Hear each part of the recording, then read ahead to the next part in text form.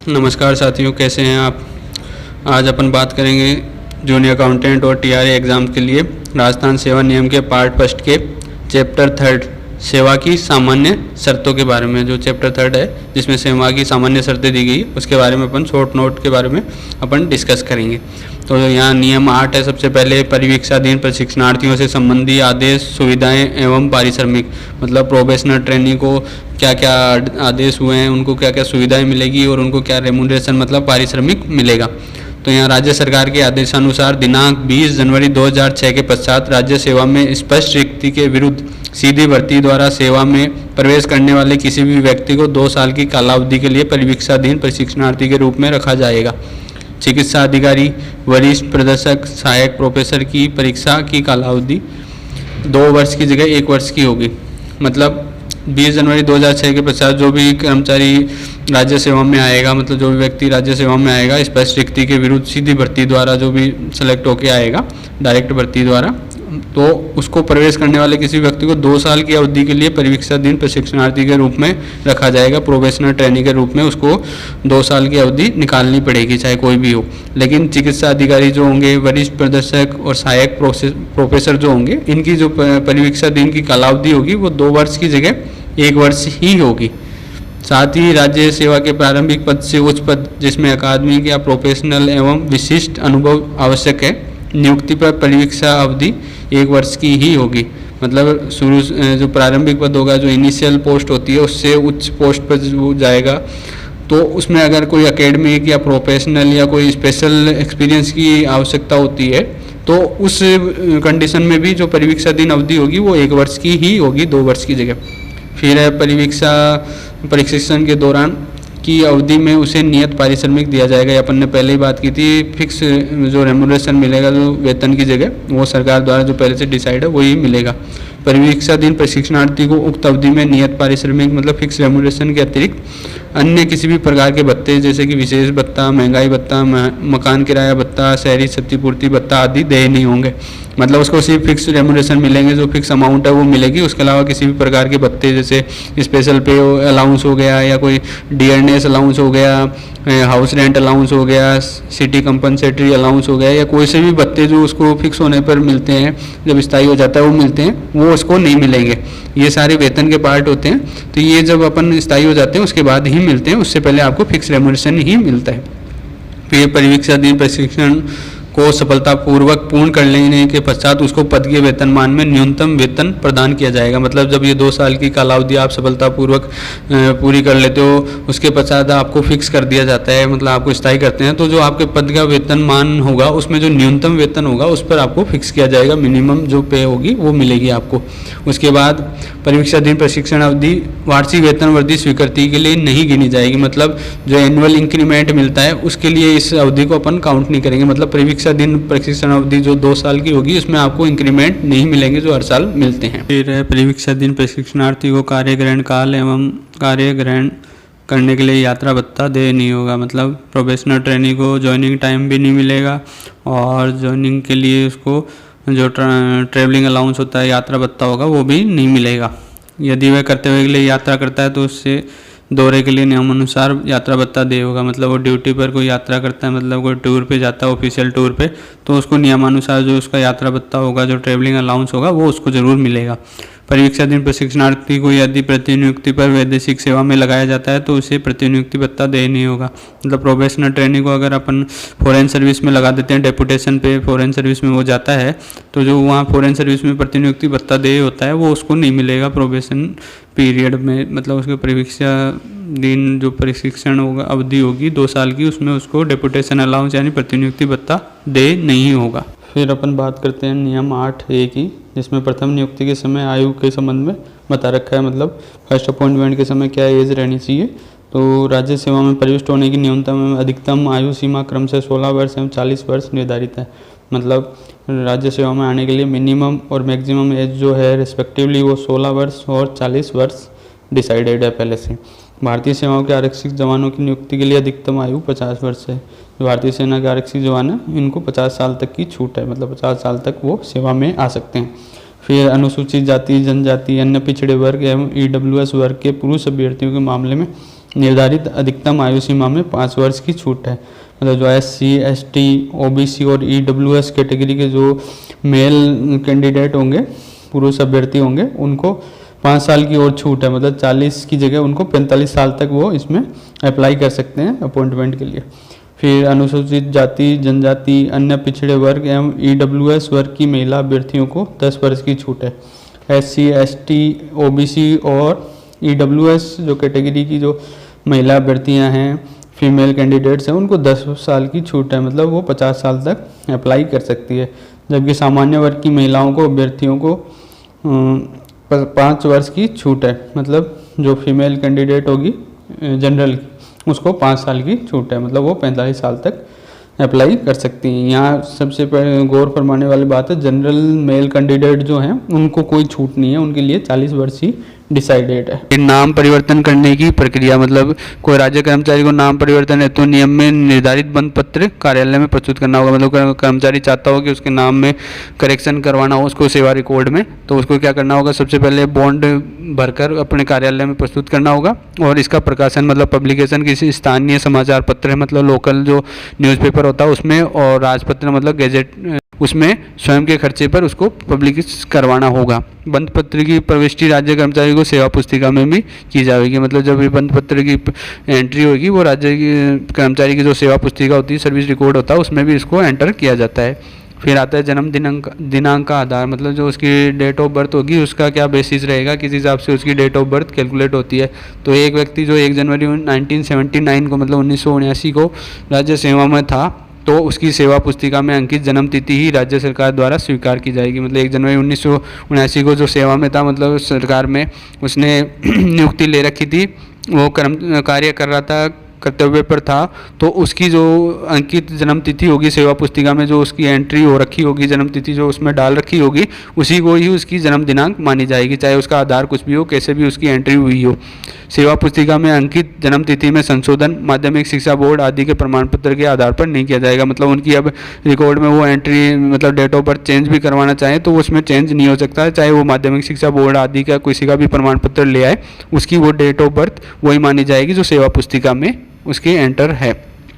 लेकिन जो राज्य कर्मचारी सेवा में 1 जनवरी 1979 या उसके पश्चात नियुक्त किया जाता है, मतलब 1 जनवरी 1979 को वो सेवा में नहीं है, लेकिन उसके पश्चात या उस दिन वो उसको सेवा में नियुक्ति मिलती है, तो उसकी जन्म तिथि का निर्धारण उसके द्वारा प्रस्तुत माध्यमिक शिक्षा बोर्ड आदि के प्रमाण पत्र में अंकित जन्म तिथि के आधार पर किया जाएगा। मतलब जो उसके जो सबूत वो पेश करेगा, मतलब दस्तावेज जब वो देगा, उसी को जन्म तिथि जो उसमें अंकित होगी जन्म तिथि, उसी को ही जन्म तिथि मानकर उसके सेवा रिकॉर्ड में इसकी एंट्री कर ली जाएगी।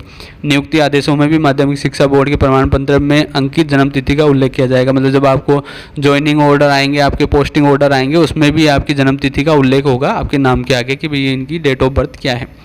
फिर 1 जनवरी 1979 के पश्चात जन्म तिथि में परिवर्तन विधि विभाग की पूर्व अनुमति से ही होगा। मतलब 1 जनवरी 1979 के पश्चात ही कोई परिवर्तन हो सकता है, उससे पहले तो अपन ने जैसे बात ही कर ली कि सेवा रिकॉर्ड में कोई परिवर्तन नहीं होगा, उसकी जन्म तिथि में कोई परिवर्तन नहीं किया जाएगा। उसके पश्चात अगर जन्म तिथि में कोई परिवर्तन करवाना हो किसी को, तो वो वित्त विभाग की, मतलब फाइनेंस डिपार्टमेंट की प्रायर अप्रूवल लेनी पड़ेगी, उसमें सैंक्शन लेनी पड़ेगी पहले उससे, उसके बाद ही उसमें करेक्शन अपन कर सकते हैं। जन्म दिनांक के लिए कोई प्रमाणिक दस्तावेज नहीं हो तो निम्नानुसार जन्म तिथि निर्धारित की जाएगी। मतलब कर्मचारी के पास कोई प्रमाणिक, मतलब ऑथेंटिक डॉक्यूमेंट नहीं हो जिससे ये डिक्लेयर हो सके कि उसकी डेट ऑफ बर्थ क्या है, क्लियर हो सके, तो कैसे अपन डिसाइड करेंगे कि उसकी डेट ऑफ बर्थ क्या मानी जावे। तो केवल जन्म का वर्ष ज्ञात हो, मतलब किसी कर्मचारी को ये पता हो मेरा को जन्म इस साल में हुआ, लेकिन उसको उस वर्ष में डेट वगैरह और मंथ नहीं पता हो, तो उस वर्ष की 1 जुलाई को उसकी डेट ऑफ बर्थ मान ली जाएगी। जैसे मान लो वो बताए मैं 1960 में जन्मा था, तो उसकी जो डेट ऑफ बर्थ जो होगी वो 1 जुलाई 1960 मानी जाएगी। फिर दूसरा ऑप्शन है कि जन्म का वर्ष और माह ज्ञात हो, मतलब उसको महीना और वर्ष पता हो, सिर्फ दिन नहीं पता हो, मतलब डे नहीं पता हो उसको कि कौन सी डेट को हुआ था, तो उस माह की 16 तारीख, जैसे मान लो वो बोले जनवरी 1975 को मैं जन्मा हूँ, लेकिन डेट मुझे याद नहीं है, तो 16 जनवरी 1975 उसकी जन्म दिनांक मानी जाएगी। तथा मात्र अनुमानित आयु पता होने पर नियुक्ति की तिथि को उतने वर्ष मानते हुए जन्म तिथि की गणना की जाएगी। मतलब उसको ये पता हो कि यार मैं आज की डेट में 35 साल का हो गया, तो यही मान लिया जाएगा कि वो उसकी जन्म तिथि उस हिसाब से काउंट कर लेंगे कि वो 35 साल का है, तो उस हिसाब से उसकी जन्म तिथि आज की डेट में क्या होगी, वो उसकी जन्म दिनांक मान ली जाएगी। फिर नियम 9 है प्रथम नियुक्ति के समय स्वास्थ्य प्रमाण पत्र, मतलब जब आपकी फर्स्ट पोस्टिंग होएगी, प्रथम नियुक्ति मिलेगी, आपको अपॉइंटमेंट होगा फर्स्ट, तो उसके लिए स्वास्थ्य प्रमाण पत्र आपको देना पड़ता है, जिसको फिटनेस सर्टिफिकेट भी बोलते हैं, मेडिकल सर्टिफिकेट भी बोलते हैं। तो वो आपको प्रस्तुत करना होता है, मतलब आप फिट होंगे तभी आपको ज्वाइनिंग मिलेगी। अगर आप फिट नहीं हो सेवा के लिए तो आपको ज्वाइनिंग नहीं मिलती है। तो सेवा में ज्वाइन करने से पहले आपको स्वास्थ्य प्रमाण पत्र प्रस्तुत करना पड़ता है। तो किसी कर्मचारी को राज्य सेवा में निर्धारित स्वस्थता प्रमाण पत्र प्रस्तुत किए बिना नियुक्त नहीं किया जाएगा। जैसे मैंने पहले कहा कि जब तक आपकी स्वास्थ्य प्रमाण पत्र जो फिट नहीं होंगे, आप वो प्रस्तुत नहीं कर देंगे पर इसके संबंध में, तो आपको ज्वाइनिंग नहीं मिलेगी। अंशकालीन पदों पर नियुक्ति वाले मामले में शारीरिक स्वास्थ्य का प्रमाण पत्र पूर्णकालिक कर्मचारी को भांति ही प्रस्तुत करना होगा। मतलब अंशकालीन पदों पर लगे हो चाहे पूर्णकालिक पदों पर लगे हो, किसी में भी लगे हो, आपको कोई सी भी कंडीशन हो, लेकिन आपको शारीरिक स्वास्थ्य का प्रमाण पत्र तो आपको प्रस्तुत करना ही होगा। कर्मचारी के प्रथम वेतन बिल के साथ यह प्रमाण पत्र संलग्न किया जाएगा कि कर्मचारी से स्वास्थ्य प्रमाण पत्र रिकॉर्ड में संधारित कर लिया गया है। मतलब जब उसका फर्स्ट बिल उठेगा, सैलरी बिल, जब उसको पहली सैलरी मिलेगी तो उसके साथ ये प्रमाण पत्र संलग्न किया जाएगा। मतलब एक सर्टिफिकेट लगा देते हैं उसके बिल के साथ कि कर्मचारी से फिटनेस सर्टिफिकेट लेके उसके सेवा रिकॉर्ड में लगा दिया गया है। फिर नियम 10 है। नियम 10 में स्वास्थ्य प्रमाण पत्र का प्रारूप दिया गया है, मतलब किस प्रारूप में वो स्वास्थ्य प्रमाण पत्र वो ज्वाइनिंग पर सबमिट करेंगे, प्रस्तुत करेंगे। फिर नियम 11 है। तो नियम 11 में जो नियम 10 में निर्धारित स्वास्थ्य प्रमाण पत्र है उसके संबंध में दिया हुआ है कि ये किसके द्वारा हस्ताक्षरित होना चाहिए, मतलब कौन जारी करेगा। तो जो स्वास्थ्य प्रमाण पत्र होगा वो जिला या मुख्य चिकित्सा अधिकारी द्वारा या उससे उस पद के चिकित्सा अधिकारी द्वारा हस्ताक्षरित किया हुआ होना चाहिए। किंतु महिला कर्मचारियों के संबंध में महिला चिकित्सक का प्रमाण पत्र स्वीकार होगा। मतलब ये जो CMHO मतलब या PMO या इससे ऊपर का ही लेवल का कोई चिकित्सा अधिकारी होना चाहिए, उससे साइन होने चाहिए। मतलब जिला या मुख्य चिकित्सा अधिकारी होना चाहिए, जो इस पे साइन करेगा उसी का ही स्वास्थ्य प्रमाण पत्र मान्य होगा, या उससे ऊपर का कोई अधिकारी होना चाहिए। लेकिन महिला कर्मचारियों के संबंध में कोई भी महिला चिकित्सक ये प्रमाण पत्र दे सकती है, ये ऐसा प्रमाण पत्र उसका स्वीकार होगा। नियम 12 है। स्वास्थ्य प्रमाण पत्र प्रस्तुत करने से मुक्ति, मतलब ऐसा फिटनेस सर्टिफिकेट देने से कुछ कर्मचारियों को मुक्त किया गया है। तो ऐसे कौन है, तो निम्नलिखित कर्मचारियों को स्वास्थ्य प्रमाण पत्र प्रस्तुत करने से मुक्त किया गया है। तो ऐसे मतलब नीचे जो आपको दिख रहे हैं इनको स्वास्थ्य प्रमाण पत्र प्रस्तुत नहीं करना होगा। किस किस को, जिनकी प्रतियोगिता परीक्षा में चिकित्सा परीक्षा पूर्व में हो चुकी हो, मतलब किसी कॉम्पिटिशन एग्जाम में उनको पूर्व में ही उनकी मतलब मेडिकल हो चुका हो और वो उसमें फिट पाए गए हो, तो उनकी वापस से ये फिटनेस सर्टिफिकेट उनको प्रस्तुत करने की जरूरत नहीं है। उच्च सेवा में 3 माह से कम समय के लिए नियुक्त अस्थायी कर्मचारी, मतलब जो सुपीरियर सर्विस होगी उसमें कोई 3 माह से कम समय के लिए कोई टेम्परेरी एम्प्लॉय लगाया जाता है, नियुक्त किया जाता है, तो उसको भी ये सर्टिफिकेट देने की ज़रूरत नहीं है। चतुर्थ श्रेणी सेवा में 6 माह से कम नियुक्त अस्थायी कर्मचारी, मतलब जो 4th क्लास सर्विस होगी उसमें 6 माह से कम के लिए किसी नियुक्त अस्थायी कर्मचारी को, मतलब टेम्परेरी एम्प्लॉय को नियुक्त किया जाता है, तो उसको भी ये प्रमाण पत्र देने की आवश्यकता नहीं है। साथ ही सेवानिवृत्ति के तुरंत पश्चात पुनर्नियुक्त सेवानिवृत्त कर्मचारी, मतलब कोई कर्मचारी सेवानिवृत्त हो गया है, उसका रिटायरमेंट हो गया, वो वापस सेवानिवृत्ति के तुरंत बाद ही वापस सेवा में लग जाता है, मतलब तो उसको भी ये सर्टिफिकेट देने की वापस आवश्यकता नहीं है। साथ ही शारीरिक रूप से विकलांग जिनका मेडिकल बोर्ड से चिकित्सा परीक्षा पूर्व में हो चुकी हो, मतलब जो फिजिकल हैंडीकैप्ड होते हैं उनकी मेडिकल बोर्ड से पहले ही परीक्षा हो चुकी होती है, तो उनको वापस से ये प्रमाण पत्र प्रस्तुत करने की आवश्यकता नहीं होती। निम्न मामलों में अपवाद है, अर्थात उन्हें पुनः स्वास्थ्य प्रमाण पत्र देना आवश्यक है। मतलब ये एक्सेप्शन है, इनमें तो आपको वापस देना ही पड़ेगा स्वास्थ्य प्रमाण पत्र को। किसको, स्थानीय निधि से प्राप्त वेतन वाला कर्मचारी राज्य सेवा में आने पर, मतलब कोई लोकल फंड से जो सैलरी प्राप्त कर रहा है, लोकल बॉडी से एक तरह से कर्मचारी कोई राज्य सेवा में आता है तो उसको प्रमाण पत्र देना होगा। साथ ही कोई त्याग पत्र देकर पुनः नियुक्त कर्मचारी का स्वास्थ्य परीक्षण आवश्यक है, मतलब कोई रेजिग्नेशन दे देता है, त्याग पत्र दे देता है और फिर वापस से वो नियुक्त होता है कर्मचारी, तो उसको भी स्वास्थ्य परीक्षण करवाना आवश्यक होगा। फिर नियम 13 है। राज्य सेवा की मूलभूत शर्त, मतलब राज्य सेवा की जो मूलभूत शर्त है, बेसिक जो कंडीशन है वो इसमें दी हुई है नियम 13 में। वो क्या है, एक सरकारी कर्मचारी संपूर्ण समय के लिए यानी दिन के 24 घंटे के लिए सरकार के अधीन रहता है। मतलब एक तरह से ये मानो 365 दिन जो साल के हैं वो पूरे के पूरे 24 घंटे के हिसाब से हर दिन वो सरकार की सेवा के अधीन है। मतलब सरकार कभी भी चाहे उसको बुला सकती है। आप ये नहीं कह सकते कि भाई मेरा ऑफिस का टाइम ख़त्म हो गया 9:30 से 6 का या 10 से 5 का ही मेरा टाइम है, अब मैं काम नहीं करूँगा। सरकार चाहे तो आपको बुला सकती है और आपको काम करना पड़ेगा, क्योंकि सरकार के आप अधीन हो 24 घंटे। सरकार 24 घंटे भी आपसे काम करवा सकती है। फिर नियम 14 से 19 में पदाधिकार के बारे में बता रखा है, मतलब लियन के बारे में बता रखा है। तो नियम 14 है पदाधिकार के मूल सिद्धांत। तो पदाधिकार के मूल सिद्धांत में से की जो प्रिंसिपल क्या हैं, तो देखो इसमें 3 प्रिंसिपल है। यहाँ देखो मैं दिख रहे होंगे आपको 3, मैंने एरो करके दिखा रखे हैं। ये याद रखना आप, ये क्वेश्चन बन सकता है कि पदाधिकार के कितने मूल सिद्धांत होते हैं और कौन से नियम में है। तो नियम 14 में है और 3 मूल सिद्धांत है। क्या क्या है? पहला है, एक स्थायी पद पर 2 या 2 से अधिक कर्मचारी स्थायी रूप से नियुक्त नहीं किए जाएंगे। मतलब किसी परमानेंट पोस्ट पर 2 या 2 से अधिक मतलब कर्मचारी स्थायी रूप से नियुक्त नहीं किए जाएंगे। मतलब सिर्फ परमानेंट पोस्ट पे एक बार में एक ही कर्मचारी को स्थायी रूप से नियुक्त किया जाएगा, दूसरा या तीसरा कोई भी उसके अलावा स्थायी रूप से नियुक्त नहीं किया जाएगा। अस्थायी रूप से आप उसको कर सकते हो, प्रोविजनल रूप से आप कर सकते हो, स्थायी रूप से नहीं कर सकते। एक कर्मचारी को स्थायी रूप से 2 या 2 से अधिक पदों पर नियुक्त नहीं किया जाएगा। वही बात कि एक कर्मचारी एक ही पद पर स्थायी रूप से रह सकता है नियुक्त, दूसरे या तीसरे किसी पे भी वो 2 या 2 से ज़्यादा पदों पर वो नियुक्त नहीं रह सकता स्थायी रूप से, अस्थायी रूप से या प्रोविजनल रूप से रह सकता है। फिर तीसरा है, यदि एक पद पर एक कर्मचारी का पदाधिकार है तो अन्य को स्थायी रूप से नियुक्त नहीं किया जाएगा, अर्थात पदाधिकार नहीं दिया जाएगा। वही बात कि एक कर्मचारी पहले से किसी पद पर पदाधिकार है, उसका मतलब वो स्थायी रूप से उस पर नियुक्त है, तो किसी और को स्थायी रूप से नियुक्त नहीं किया जाएगा, मतलब उसको उस पद का पदाधिकार नहीं मिलेगा। ये 3 मूल सिद्धांत हैं।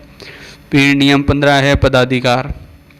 पदाधिकार मतलब लियन। तो कर्मचारी को उसकी नियमित रूप से नियुक्ति हो जाने पर एक स्थायी पद पर स्थायी रूप से नियुक्त कर दिया जाता है, तो उसे ऐसे स्थायी पद पर पदाधिकार प्राप्त हो जाता है। मतलब किसी भी कर्मचारी को जो नियमित रूप से जो नियुक्त हो जाएगा किसी भी परमानेंट पोस्ट पर, उसको परमानेंट पोस्टिंग मिल जाती है, एक तरह से स्थायी रूप से स्थायी कर दिया जाता है उसको, तो उस स्थायी पद पर जो परमानेंट पोस्ट पर उसको लियन मिल जाएगा, मतलब पदाधिकार मिल जाएगा, उसका अधिकार हो जाएगा एक तरह से।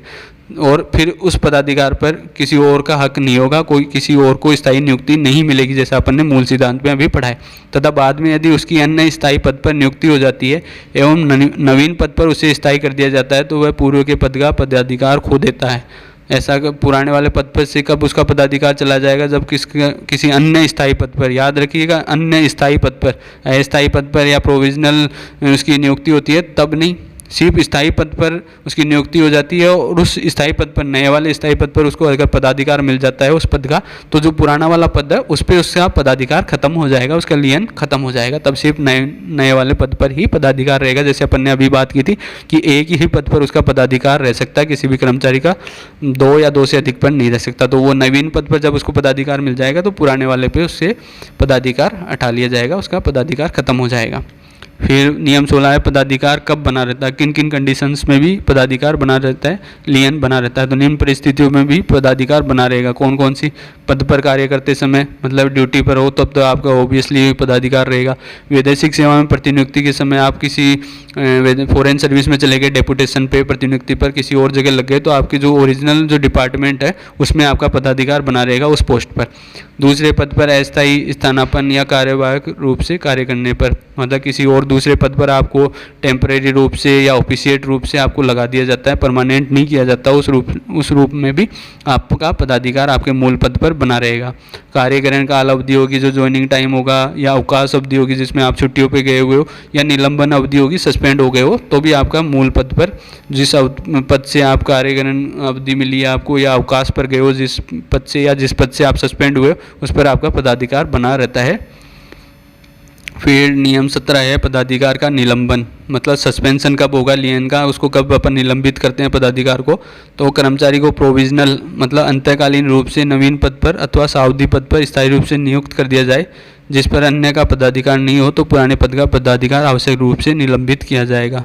मतलब किसी कर्मचारी को अंतःकालीन रूप से, मतलब प्रोविजनल, उसको कोई नवीन पद पर या सावधि पद पर स्थायी रूप से नियुक्त कर दिया जाए, अपॉइंट कर देते हैं स्थायी रूप से अपन, जिस पर किसी और का लियन नहीं हो, पदाधिकार नहीं हो, तो उसके पुराने पदाधिकार को अपन निलंबित करते हैं, सस्पेंड करते हैं, ख़त्म नहीं करते हैं, ये याद रखिएगा। वहाँ पर सिर्फ ये निलंबित होएगा।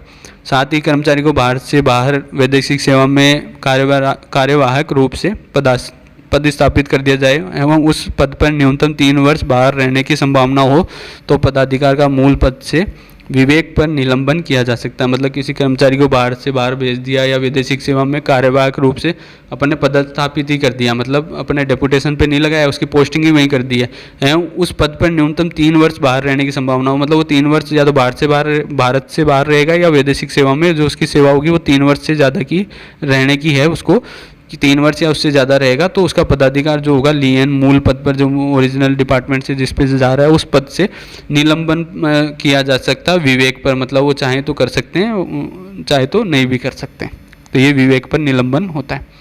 फिर सावधि पद पर पदाधिकार प्राप्त कर्मचारी जब अन्य पद पर स्थायी रूप से नियुक्त कर दिया जाए तो वह पूर्व के सावधि पद से उसका पदाधिकार समाप्त हो जाता है। तो वही बात, अगर सावधि पद पर उसको कोई पदाधिकार मिला हुआ था और किसी अन्य पद स्थायी पद पर उसकी स्थायी नियुक्ति कर दी जाती है तो पूर्व पे जो स्थायी पद पे जो उसको पदाधिकार मिला हुआ था वो खत्म हो जाएगा। ये अपन ने पहले ही बात की थी, एक ही पद पर उसको पदाधिकार रह सकता है, 2 पर नहीं रहेगा। और साथ ही उपरोक्तानुसार प्रोविजनल रूप से रिक्त हुए पद पर अन्य कर्मचारी की नियुक्ति की जा सकती है, परंतु इस पद पर बाद में नियुक्त कर्मचारी का पदाधिकार प्रोविजनल ही होगा। मतलब किसी प्रोविजनल रूप से कोई पद खाली हो गया, उस पद पर किसी अन्य कर्मचारी की कोई नियुक्ति हो जाती है तो इस पद पर जो नियुक्ति होगी उस कर्मचारी की, तो उसको जो पदाधिकार मिलेगा वो भी प्रोविजनल ही मिलेगा, उसको अंतःकालीन ही मिलेगा, उसको फुल फ्लेज उसको पदाधिकार नहीं मिलेगा। जैसे ही निलंबित पदाधिकार पुनः प्रस्तापित कर दिया जाएगा वैसे ही प्रोविजनल रूप से की गई व्यवस्थाएं बदल जाएगी। मतलब जैसे मान लो कोई निलंबित हो गया है पदाधिकार किसी का, तो अगर उसको वापस प्रस्तापित कर देते हैं, मतलब उसको वापस अपन उसका पदाधिकार लौटा देते हैं, उसका निलंबन समाप्त कर देते हैं, तो प्रोविजनल रूप से जो भी व्यवस्थाएं की गई होगी वो सारी बदल जाएगी। मतलब किसी और अन्य कर्मचारी को उस पर नियुक्ति दी गई थी अपन ने अस्थायी रूप से, तो जो उसको प्रोविजनल पदाधिकार मिला हुआ था वो समाप्त हो जाएगा। फिर नियम 18 है पदाधिकार की समाप्ति। मतलब लियन कब समाप्त हो जाता है, तो कर्मचारी का किसी पद पर पदाधिकार तब तक समाप्त नहीं होगा जब तक कि वह किसी अन्य पद पर पदाधिकार प्राप्त नहीं कर ले। जैसे अपन ने बात की थी, किसी एक पद पर वो जरूर रहेगा जिस पे उसका पदाधिकार रहेगा। अगर किसी अन्य पद पर स्थायी रूप से उसको पदाधिकार मिल जाता है तो उसका पुराने वाले पद से पदाधिकार समाप्त हो जाएगा। कर्मचारी अपने संवर्ग के मौलिक पद के बजाय अन्य संवर्ग में स्थायी रूप से नियुक्त कर दिया जाए तो उसका पूर्व के पद पर पदाधिकार समाप्त हो जाता है। मतलब अपने कैडर के मौलिक पद के बजाय जो उसका बेस पोस्ट है, बेसिक जो पोस्ट है, उसके अलावा किसी और दूसरे कैडर में उसको स्थायी रूप से नियुक्त कर दिया जाता है तो उसका पूर्व के पद पर पदाधिकार समाप्त हो जाएगा। मतलब पूर्व के पोस्ट पे जो उसको लियन मिला हुआ वो खत्म हो जाता है।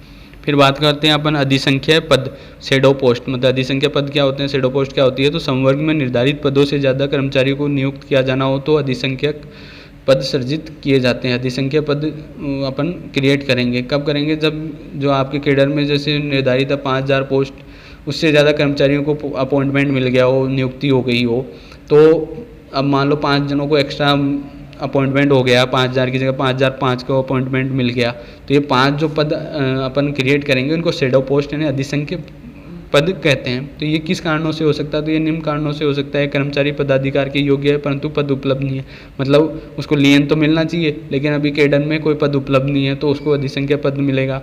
न्यायालय के निर्णय से किसी को पद दिया गया जाना है, मतलब जैसे आपको अपॉइंटमेंट नहीं मिला है, आरपीएससी ने या जो भी आपकी अपॉइंटिंग जो एजेंसी है उसने मना कर दिया कि आप लायक मतलब योग्य नहीं है, लेकिन न्यायालय उसको पलट दे उनके निर्णय को और न्यायालय ये कहे कि नहीं इनको पद दो, इनको लियन दो, इनको अपॉइंटमेंट दो, तो उस सूरत में भी अधिसंख्यक पद क्रिएट किए जाते हैं। साथ ही पात्रता की त्रुटि सही करना अनिवार्य हो, मतलब जो एलिजिबिलिटी का जो क्राइटेरिया होता है, मान लो गलती से गलत डिसाइड हो गया और उसमें जो कमी रह गई उसको सही करने के लिए ये आपको अधिसंख्यक पद क्रिएट करने पड़ सकते हैं। तो अधिसंख्यक पदों को छाया पद या व्यक्तिगत पद भी कहते हैं। ये भी एक अच्छा क्वेश्चन हो सकता है कि छाया पद किसको कहते हैं या व्यक्तिगत पद किसको कहते हैं। तो आप यहाँ कंफ्यूज मत होना, अधिसंख्यक पदों को ही छाया पद या व्यक्तिगत पद भी कहते हैं।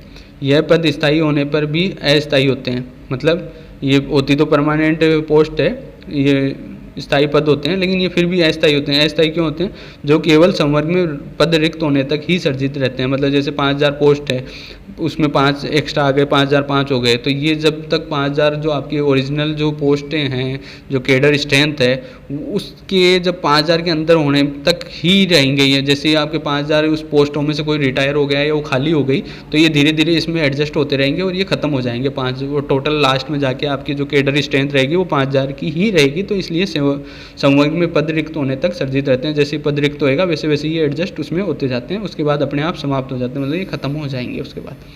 फिर है पदाधिकार का स्थानांतरण। तो ये नियम 19 में दिया हुआ है कि लियन का ट्रांसफ़र कब होएगा, उसको अपन कब ट्रांसफ़र करेंगे। तो कर्मचारी का पदाधिकार स्थायी रूप से रिक्त एक ही संवर्ग के पद पर स्थानांतरित किया जाता है तो पदाधिकार का स्थानांतरण कहलाता है। मतलब कर्मचारी का जो लियन है वो स्थायी रूप से किसी रिक्त एक ही संवर्ग के पद पर स्थानांतरित कर देते हैं। मतलब कोई कैडर में कोई और दूसरी पोस्ट खाली है, उसमें अपन उसको ट्रांसफ़र कर देते हैं, तो उसको पदाधिकार का स्थानांतरण कहते हैं। फिर बात करते हैं नियम 20 की, जिसमें राज्य कर्मचारी के स्थानांतरण के बारे में उल्लेखित है। मतलब जो गवर्नमेंट एम्प्लॉय होगा उसके ट्रांसफ़र के संबंध में नियम दिया हुआ है। तो राज्य कर्मचारी का स्थानांतरण एक पद से दूसरे पद पर किया जा सकता है, परंतु निम्न वेतन वाले पद पर दंड देकर या स्वयं की प्रार्थना पर ही लगाया जा सकता है। मतलब किसी भी गवर्नमेंट एम्प्लॉय को सरकार जब चाहे जब एक पद से उठाकर दूसरे पद पर लगा सकती है। उसका ट्रांसफ़र एक पोस्ट से दूसरे पोस्ट पर कभी भी कर सकती है, लेकिन उसकी जो सैलरी होगी, जो उसका वेतन होगा, उससे निम्न वेतन वाले पद पर केवल दंड देकर, यानी कि किसी दुर्व्यवहार के कारण या किसी उसकी कार्य अकुशलता के कारण ही, या स्वयं की प्रार्थना पर, मतलब कर्मचारी खुद अप्लाई करे तो ही लगाया जा सकता है निम्न पोस्ट वाले पे। बाकी बराबर की या ऊंचे वेतन वाले पद पर कभी भी उसका ट्रांसफ़र किया जा सकता है। फिर नियम 21 है भविष्य निधि, जीपीएफ एवं जीवन बीमा की सदस्यता। तो कर्मचारी को भविष्य निधि मतलब जीपीएफ एवं जीवन बीमा में मासिक अंशदान देना आवश्यक होता है। मतलब कर्मचारी को जीपीएफ में और एलआईसी में कंट्रीब्यूशन देना आवश्यक होगा। फिर नियम 21A है, इसके अनुसार कर्मचारियों को राज्य पेंशनर्स मेडिकल कंसेशन योजना मतलब आरपीएमसीएस में मासिक अंशदान देना आवश्यक होता है। मतलब आरपीएमएफ में राजस्थान पेंशनर्स मेडिकल फंड में उसको कंट्रीब्यूशन मंथली देना वो भी आवश्यक होगा। फिर नियम 21B है, इसके अनुसार सरकार समय समय पर घोषित महंगाई भत्ता या अन्य राशि कर्मचारियों को भविष्य निधि खाते में जमा कर सकती है। मतलब जो भी डीए अलाउ वो करेगी, अनाउंस करेगी सरकार, उसकी घोषणा करेगी, या कोई अन्य राशि जो भी बोनस की या कोई भी जो समझे, वो भविष्य निधि खाते मतलब जीपीएफ खाते में जमा कर सकती है। अब नोट यहाँ पे क्या है कि दिनांक 1 जनवरी 2004 के पश्चात नियुक्त कर्मचारी के मामले में जीपीएफ और पेंशनर्स मेडिकल कंसेशन योजना में कटौती नहीं होगी। मतलब पहले ये रूल था कि 1 जनवरी 2004 के बाद जो भी लगे हैं, जिनका प्रोबेशनल ट्रेनिंग का पीरियड करना होता है, उनको 2 साल प्रोबेशनल ट्रेनिंग रहते हैं, वो उनको जीपीएफ और आरपीएमएफ मतलब ये पेंशनर्स मेडिकल कंसेशन योजना में उनका कोई मासिक अंशदान नहीं जाएगा, उनकी कोई कटौती नहीं होगी। इनका पेंशन अंशदान मतलब एनपीएस काटा जाएगा। इनकी कटौती जो होती थी वो एनपीएस होती थी, लेकिन जैसा कि आपको पता है अभी सरकार ने बजट घोषणा में ये कर दिया, ओपीएस लागू कर दिया है राज्य सरकार के लिए। तो अब ये एनपीएस कटना बंद हो गया है और जीपीएफ की कटौती स्टार्ट हो गई है 1 जनवरी 2004 के बाद वाले नियुक्त कर्मचारियों के लिए भी। फिर नियम 22 है वेतन एवं भत्ते प्राप्त करने की शर्तें। मतलब उसको सैलरी और अलाउंस कब से प्राप्त होंगे, इसके बारे में क्या शर्तें हैं। तो एक राज्य कर्मचारी अपने पदभार ग्रहण करने के दिनांक से नियमानुसार पद का वेतन तथा देय भत्ते प्राप्त करेगा, किंतु यदि पदभार ग्रहण काल मध्याह्न पश्चात करता है तो वह अपना वेतन एवं भत्ते अगले दिन से प्राप्त करना शुरू करेगा, तथा जैसे ही वह उन सेवाओं को करना बंद करेगा उससे वेतन भत्ते मिलना बंद हो जाएंगे। मतलब किसी भी कर्मचारी को सैलरी और उसके भत्ते नियमानुसार जो भी होंगे वो कब मिलेंगे, जब वो ज्वाइन कर लेता है किसी भी पोस्ट पर, जब वो पदभार ग्रहण कर लेगा उसी दिन से उसको सैलरी या उसके जो अलाउंसेज है वो मिलने स्टार्ट हो जाएंगे। लेकिन यदि वो ज्वाइनिंग जो है वो मध्याह्न पश्चात करता है, मतलब आफ्टरनून में करता है, तो उसको जो वेतन और भत्ते जो मिलेंगे वो अगले दिन से मिलते हैं। ये यहाँ पे बहुत ही गौर फरमाने वाली बात है साथियों। ऊपर जो रूल दे रखा है उसमें ये कह रखा है कि दिनांक से जिस दिन वो ज्वाइन करेगा उसी दिन से सैलरी मिलेगी, लेकिन यहाँ के अपवाद है।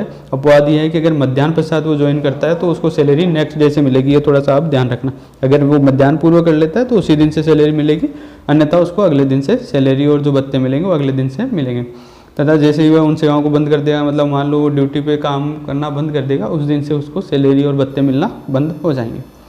फिर त्यागपत्र स्वीकार करने की शर्तें, मतलब जो रेजिग्नेशन होगा उसको एक्सेप्ट करने की क्या कंडीशंस है। तो त्यागपत्र नियुक्ति प्राधिकारी द्वारा स्वीकार किया जाता है। मतलब रेजिग्नेशन कौन एक्सेप्ट करेगा? जो अपॉइंटिंग अथॉरिटी होता है, जो नियुक्ति प्राधिकारी होता है, जो आपको अपॉइंट करता है, वही त्यागपत्र स्वीकार कर सकता है। अपितु त्यागपत्र तुरंत स्वीकार कर लेना चाहिए। त्यागपत्र मतलब रेजिग्नेशन एक्सेप्ट कर लेना चाहिए फटाफट जैसे ही वो आपके पास अप्लाई करे, परंतु सक्षम प्राधिकारी या अधिकारी अन्य व्यवस्था होने तक त्यागपत्र की मंजूरी को रोक सकता है। लेकिन चाहे तो सक्षम अधिकारी कोई और व्यवस्था नहीं हो पाए तब तक वो रेजिग्नेशन को रोक सकता है। जिस कर्मचारी पर गंभीर आरोप हो उसका त्यागपत्र स्वीकार नहीं करना चाहिए। मतलब किसी पे आरोप लगे हुए हैं गंभीर वाले, तो उसका भी रेजिग्नेशन एक्सेप्ट नहीं करना चाहिए। यदि न्यूनतम सेवा का बंद पत्र बॉन्ड लिया हो तो बंद राशि जमा होने के बाद ही त्यागपत्र पर विचार किया जाना चाहिए। मतलब कोई मिनिमम सर्विस का कोई बॉन्ड भरवा रखा हो कि 2 साल तक आपको सर्विस करनी पड़ेगी, 5 साल तक सर्विस करनी पड़ेगी, तो उससे पहले छोड़ के जाते हो तो आपको बॉन्ड अमाउंट जमा करानी पड़ेगी। तो जब ये बंद राशि वो जमा करा देगा उसके बाद ही उसका त्यागपत्र स्वीकार किया जाना चाहिए। एक बार त्यागपत्र देकर कार्यमुक्त होने पर पुनः सेवा में वापस लेने की प्रार्थना को स्वीकार नहीं किया जाना चाहिए। कि कोई भी कर्मचारी जैसे एक बार त्यागपत्र दे दिया, उसने रेजिग्नेशन दे दिया और वो कार्यमुक्त होकर चला गया, वो फिर वापस सेवा में आना चाहता है और वो सेवा के लिए वापस आने के लिए अप्लाई करता है, प्रार्थना पत्र देता है, तो उसको स्वीकार नहीं करना चाहिए। मतलब एक बार रेजिग्नेशन एक्सेप्ट होने के बाद वो वापस सेवा में नहीं आ सकता। फिर नियम 22 ये है प्रशिक्षण काल में दी गई धनराशि वापस लौटाना। मतलब जो ट्रेनिंग पीरियड में जो उसको राशि मिलती है उसको वापस लौटाने के संबंध में क्या नियम है? यदि कर्मचारी की नियुक्ति राजपत्रित पद पर हुई हो और वह पद पर कार्यभार से पूर्व प्रशिक्षण पर रखा गया हो तो प्रशिक्षण के बाद 2 वर्ष की सेवा करना अनिवार्य होता है। अन्यथा यात्रा भत्ता, दैनिक भत्ता की राशि को छोड़कर अन्य समस्त राशि वसूली योग्य होगी। मतलब कोई भी कर्मचारी की जो अपॉइंटमेंट है वो राजपत्रित पद पर हुई हो, मतलब गजेटेड पोस्ट पर उसके अपॉइंटमेंट हुआ हो और वो पद पर कार्यभार से पूर्व ही, मतलब उसको ज्वाइनिंग से पहले ही प्रशिक्षण पर भेजा जाता है, ट्रेनिंग पर रखा जाता है, और तो उसको प्रशिक्षण के बाद मतलब ट्रेनिंग के बाद 2 साल की सेवा करना जरूरी होता है। 2 साल की सर्विस जरूरी है उसके लिए। अन्यथा जो भी उसने इस पीरियड में प्रशिक्षण काल में जितनी भी राशि प्राप्त की है, चाहे वो सैलरी हो, कुछ भी हो, चाहे सिर्फ यात्रा भत्ता और दैनिक भत्ता जो है, मतलब टीए मतलब ट्रेवलिंग अलाउंस और डीए डेली अलाउंस, इनके अलावा जो भी राशि होगी वो सारी उससे वसूल की जाएगी। उसमें चाहे वो उसके ट्रेनिंग पे खर्चा हुआ हो, उसको सैलरी मिली हो, कुछ भी हो, वो सारी उससे वसूल होगी। फिर नियम 22 है राज्य कर्मचारी को सेवा के दौरान 3 माह से अधिक किंतु 6 माह से कम के लिए प्रशिक्षण पर भेजा जाए तो उसे 1 वर्ष का, 6 माह से अधिक की अवधि के लिए 2 वर्ष की अनिवार्य सेवा प्रशिक्षण के पश्चात करना आवश्यक होगा। मतलब कोई 3 माह से लेके 6 माह तक की अवधि के लिए कोई प्रशिक्षण पे जाता है, ट्रेनिंग पे जाता है, तो उसे 1 साल का बॉन्ड बनना पड़ेगा। मतलब 1 साल की सर्विस कम से कम उसको करनी पड़ेगी। और 6 माह से अधिक के लिए जाता है 1 साल तक, तो उसको 2 साल की सेवा करना अनिवार्य होगा। प्रशिक्षण प्रारंभ होने से पूर्व कर्मचारी को निर्धारित सेवा करने का अनुबंध पत्र भरना होगा। वही मैंने जैसे कहा, बॉन्ड उसको पहले से ही भरना होगा ट्रेनिंग पर जाने के पहले। अब यहाँ पर ऊपर तो 2 ही है, इसके अलावा अब एक और नया इनने रूल कंडीशन जोड़ दी है, 1 से 2 वर्ष की प्रशिक्षण अवधि हो तो बंद पत्र की शर्त क्या है? मतलब बॉन्ड में जो भरना होगा उसके लिए क्या क्या कंडीशन है? तो अपन ने 2 तो पढ़ी ली कि प्रशिक्षण 3 से 6 माह का हो तो 1 वर्ष के लिए, और 6 माह से 1 साल का हो तो 2 साल की सर्विस जरूरी है। अब नया एक और जुड़ गया है इसमें, प्रशिक्षण 1 से 2 वर्ष का हो, 1 साल से लेकर 2 वर्ष का हो तो उसको 3 साल की सर्विस करनी जरूरी होगी। फिर 3 माह तक के प्रशिक्षण के मामले में उक्त प्रावधान लागू नहीं होंगे। मतलब 3 महीने तक ही कोई ट्रेनिंग करता है तो उसके संबंध में ये रूल लागू नहीं होंगे, वो कभी भी छोड़ के जा सकता है, उसको कोई बॉन्ड भरने की जरूरत नहीं है, कोई कंपल्सरी नहीं है कि इतनी सर्विस करनी जरूरी है। यदि कर्मचारी प्रशिक्षण की अवधि के मध्य या ऐसे प्रशिक्षण के पश्चात 1 वर्ष अथवा 2 वर्ष की अवधि के पूर्व त्यागपत्र दे देता है या अन्य कोई नियोजन स्वीकार कर लेता है तो वह सरकार को ऐसे प्रशिक्षण की अवधि में प्राप्त किए गए वेतन आदि में अन्य वह जो सरकार ने उसके प्रशिक्षण के लिए किए हैं वापस जमा करवाने होंगे, किंतु इसमें यात्रा भत्ता और दैनिक भत्ता के रूप में प्राप्त राशि सम्मिलित नहीं होगी। वही अपन ने जो पहले बात की थी कि उसको 1 साल 2 साल या जो भी सर्विस की जो कंपल्सन है उतनी की सर्विस उसको करनी पड़ेगी।